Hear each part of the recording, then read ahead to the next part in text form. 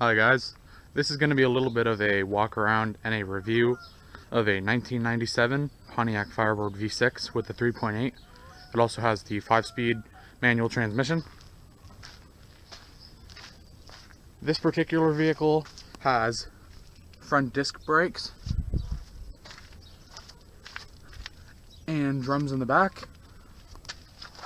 From driving one of these quite a while, the brakes aren't exactly the best, especially when comparing it to something new like that.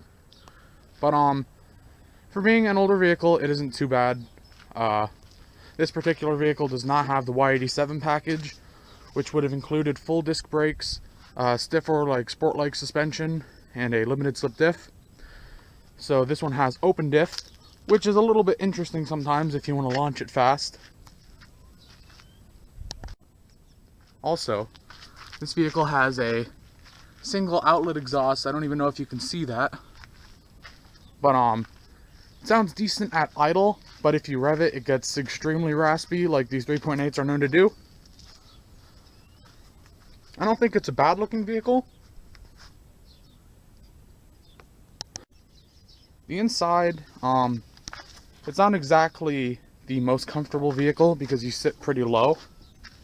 And the seats, I mean, I'm about 6'2", and even with the seat fully back, I have a little bit of issue with legroom. Then in the back, basically nobody can sit, which is what everybody says. So if you need to take people around, good luck. Because unless they're a small child or a paraplegic, it ain't gonna happen.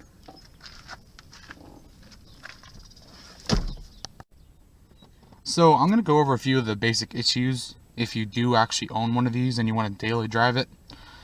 A big issue is these plastic pieces. They always pop out. Mine actually did pop out. I just have it clicked back in. These switches always end up breaking. Like, I can lock my door, but I cannot unlock it. I have to physically go through and unlock it because it's a piece of junk. The dashes do tend to crack. This one actually only has one, which is quite surprising to me. Another thing would be the console lid. Usually these things end up breaking off because they're pretty flimsy. Even the top pieces are notorious for coming off. This one is starting to have it along the edge, but it's still fine. Has good storage for CDs and change. Cup holder and all that. Another big issue would be these sun visors. I mean, these are the biggest pieces of junk I think I've ever seen in my life. I mean, look at that. That was GM build quality, I guess. So, a huge issue also, if you're thinking about getting one of these, is the headlining coming down, especially around the T-tops, which this one definitely is starting to come down. Has the vents that are adjustable. Yeah, like I said, this has the 5-speed Tremec. It's got 323 gearing in it. E-brake. And you have the glove boxes, which it is what it is, I guess. Another issue with these is actually the turn signal switches. They tend to break quite often. And also the signals themselves tend to go extremely fast. Like, it'll click, click, click, click extremely fast. I don't know exactly what the issue is with that, but these tend to do it quite a bit, and I will show you that. So yeah, it has the VATS key. So I'll just show you.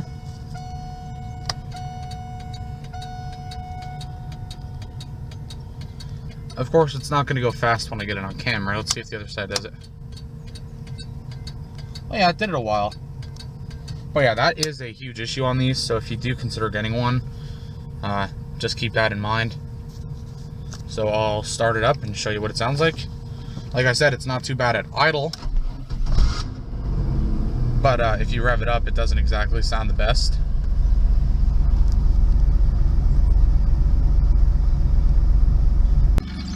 So yeah, I don't know how it's going to show up in this video, but if you're actually here by it, the idle does not sound that bad. It sounds pretty good.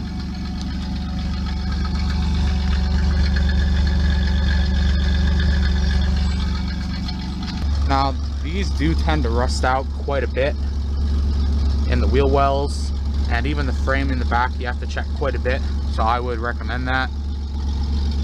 Also, this is something else that is huge on these vehicles, is the window trim and the T-top trim.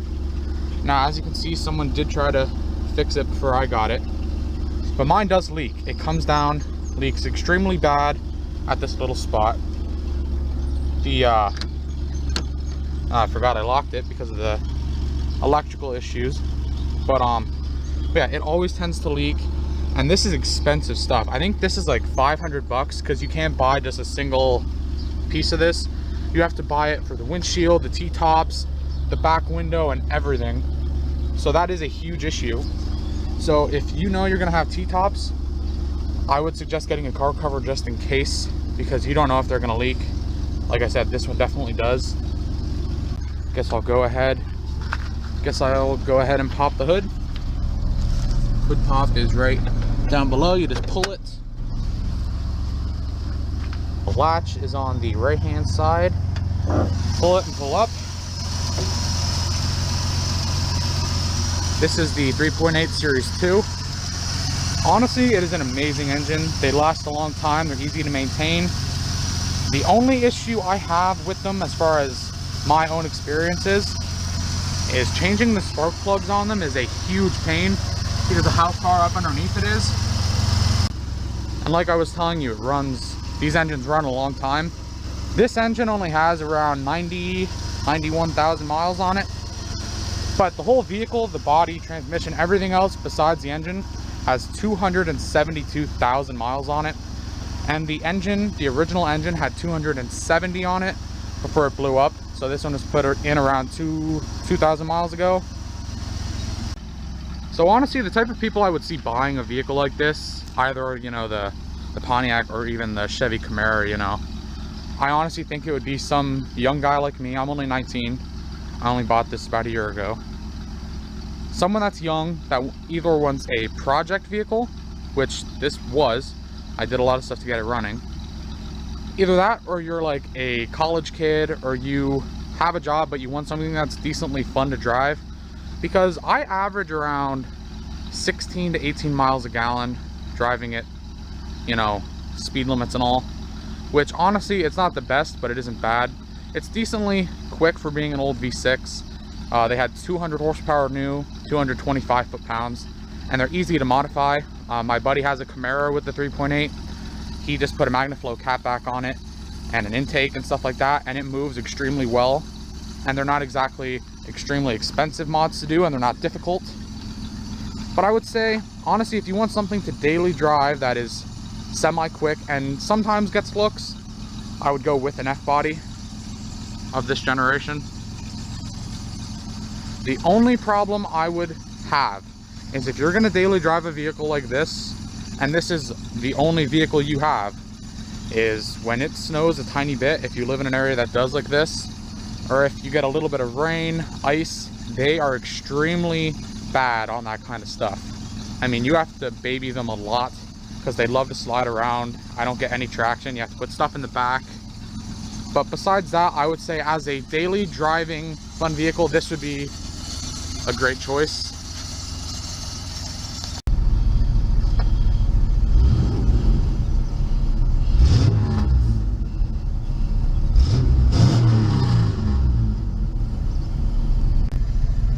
So just really quick before I forget, another issue with these would definitely be that they take quite a long time to warm up. So if you have ice on the windshield or something, you better get outside and scrape it and not wait and be like, oh, I'll just warm my vehicle up, because these do take quite a bit of time to warm up. Especially the back, like the back hatch is extremely bad to heat it up. Also, on the opposite end of the spectrum, if it's extremely hot outside, do not put anything plastic in the back. And I'll show you what I mean then. Well, I'll show you where I mean. But if you put stuff underneath the hatch that's plastic, for example, I had a thing of tire polish, or wheel polish, my bad, and it was in a spray bottle, and I had it in, and it got extremely hot outside, and I guess the glass really magnified the heat, and it melted the whole bottle, and it went all over the back of my vehicle. So just keep that in mind also.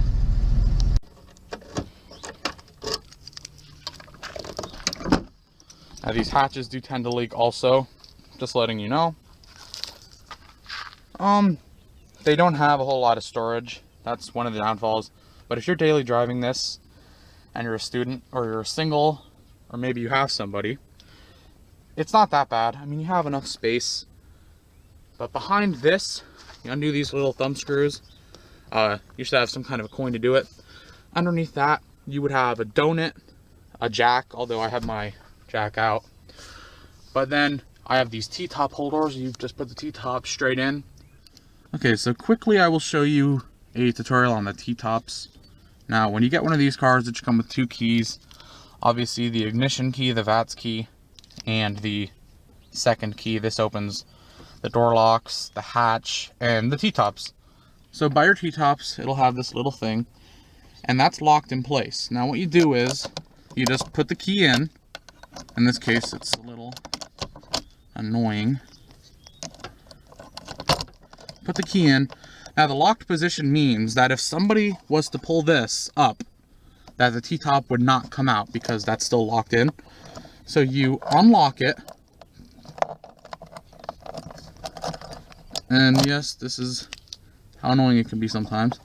And then you just pull up. Now this one is bad. You pull up. See, it's easier to do it from this way. You pull this up and you just pull like that. That's literally it. That is all you do. And then to put it back in, you pull that same lever down and then you lock it back. Now, just saying, as far as driving a clutch goes, this is an extremely easy vehicle to learn how to drive it on. The clutch catches about mid-range, I would say.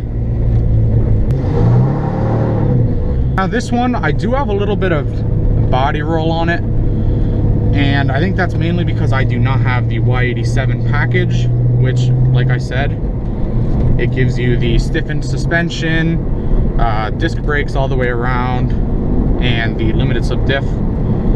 Open diff, it's a little hard to get used to if you're not used to driving one, just because of the way the vehicle moves at times.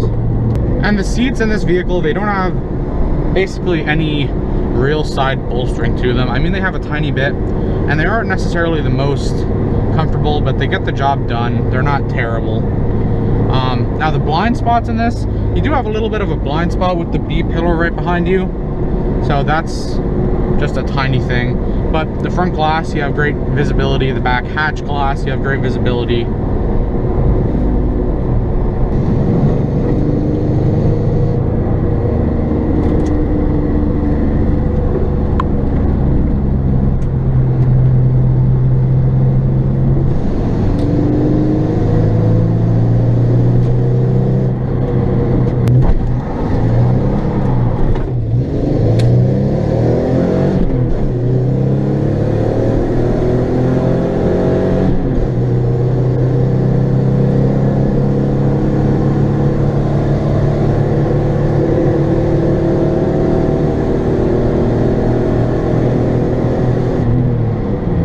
But yeah, you can definitely have fun in these. So next time somebody tells you that, you know, you can't have fun in a V6, just don't listen to them. You honestly can. Don't get me wrong, it's no V8. I've driven a Z28 Camaro of this generation, and it's extremely quick for being what it is, and it's a lot of fun. And when you go back to this, it's not the same. But don't let that dissuade you from buying one of these.